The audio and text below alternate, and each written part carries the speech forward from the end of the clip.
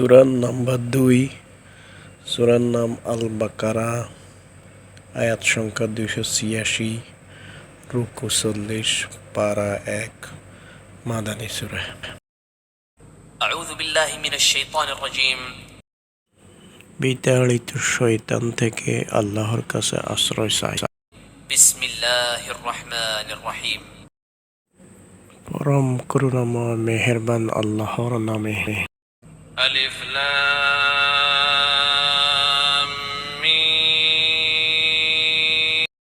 যালিকাল কিতাবু লা রাইবা ফীহি হুদাল লিল মুত্তাকিন। এটি আল্লাহর কিতাব, এর মধ্যে কোনো সন্দেহ নেই। এটি হেদায়েত সে মুত্তাকিদের জন্য। الذين يؤمنون بالغيب ويقيمون الصلاة ومما رزقناهم ينفقون।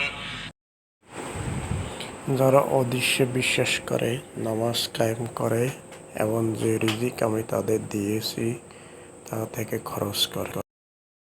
والذين يؤمنون بما أنزل إليك وما أنزل من قبلك وبالآخرة هم يوقنون।